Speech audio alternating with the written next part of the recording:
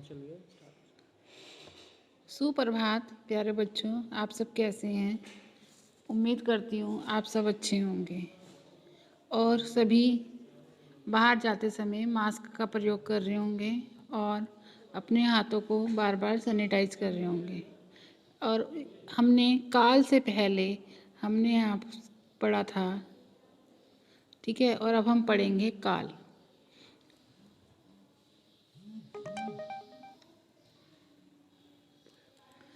काल काल क्या होते हैं? काल से हमें पता चलता है जैसे कि समय है ना, तो समय का हम कैसे पता सकते हैं कि कौन से समय में क्या काम हो रहा है।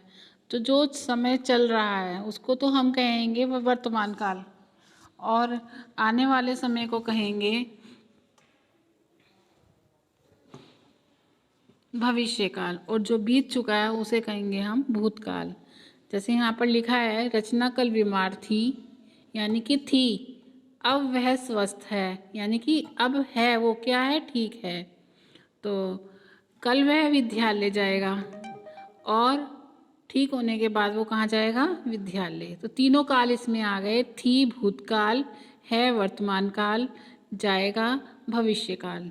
समय जो निरंतर चलता रहता है, जब कोई क्रिया घटती है, किसी समय घटना हुई, यह सब हमें किससे पता चलता है, काल से।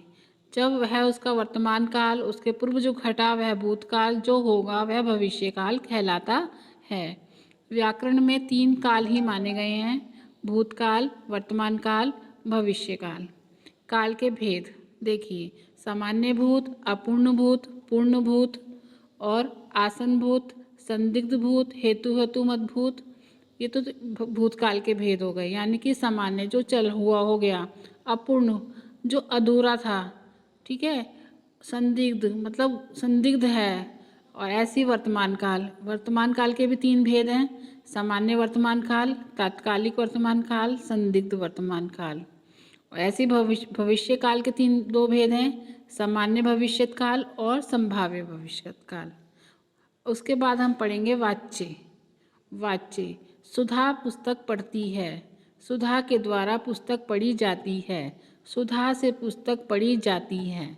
वाच्य, इनसे हम ये पता चलता है कि सुधा पुस्तक पढ़ती है और उसके द्वारा पुस्तक पढ़ी जाती है, और सुधा से पुस्तक पढ़ी जाती है। एक में के द्वारा, एक में से है, ठीक है। वाच्य 3 प्रकार के होते हैं, कृतवाच्य, कर्मवाच्य और भाववाच्य। पहला है कृत, कर्ता कर रही है, सुधा क्या काम कर रही है, पुस्तक को पढ़ने का, तो ये हो गया आपका कृतवाच्य।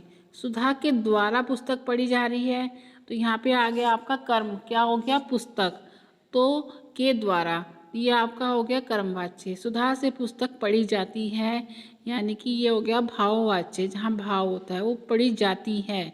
इन वाक्यों को पढ़ने से पता चलता है या लगता है कि पहले वाक्य में कर्ता यानी सुधा प्रधान है, और दूसरे वाक्य में पुस्तक यानी कर्म प्रधान है, और तीसरे वाक्य में पढ़ना यानी कि भाव प्रधान है। तो ये पहला हो गया आपका कृतवाच्य, दूसरा हो गया कर्मवाच्य, और तीसरा हो गया भाववाच्य। पहले में कर्म प्रधान था कर्मवाच्य, दूसरे में आपका पहले में कर्त प्रधान था कृतवाच्य, दूसरे में आपका कर्म प्रधान था कर्मवाच्य, और तीसरे में आपका भाव है तो भाववाच्य।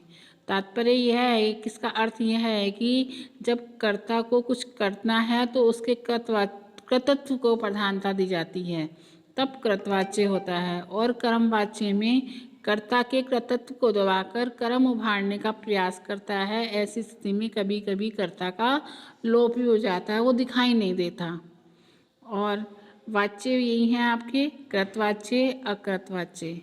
कृतवाच्य में मुख्य बिंदु कर्ता होता है, ये इसकी 2 क्रियाएं होती हैं, सकर्मक और अकर्मक। माली पौधे लगाता है, बच्चा दौड़ता है। अकृतवाच्य, इसमें कर्ता गौण हो जाता है, इसमें सकर्मक अकर्मक क्रिया वाले वाक्यों के आधार पर 2 भेद किए जा सकते हैं, कर्मवाच्य और भाववाच्य। कर्मवाच्य, इसमें क्रिया सकर्मक होती है, अकर्मक नहीं होती। जैसे बच्चों के द्वारा केला खाया जा रहा है, दवाई दे दी गई है, धोबी द्वारा कपड़े धुलते हैं, पुस्तक मेरे द्वारा पढ़ी गई। ये सारे यहाँ पे कर्म भाव वाच्य हैं।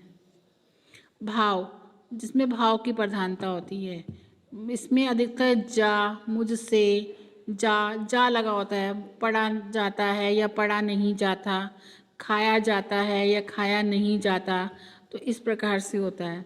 इसमें क्रिया आकर्मक होती है। भाववाच्य में क्रिया सदा पुरुष लिंगी पुल्लिंग भाव में रहती है। कर्ता और कर्म की प्रधानता ना होकर क्रिया का भाव ही मुख्य होता है। जैसे इसमें लिखा है, पूनम से रात भर कैसे जागा जाए, सीता से देखा नहीं जाता। जैसे मैंने बताया था, जा लगा हुआ होता है इसमें, इसकी पहचान है जा। मुझसे, दोनों सेंटेंस आते हैं, नकारात्मक भी और सकारात्मक भी, दोनों तरह के भाव होते हैं इसमें। तो उन दोनों में ही आपका से और जा इसकी पहचान है।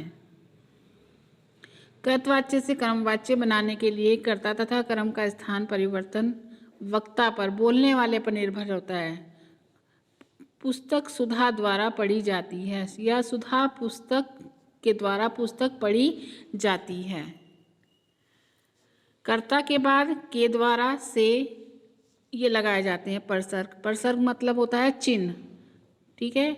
और प्राय क्रियाओं में जा प्रत्यय का प्रयोग होता है, जो मैंने आपको पहले भी बताया था। उम्मीद करती हूँ पाठ समझ में आया होगा। धन्यवाद।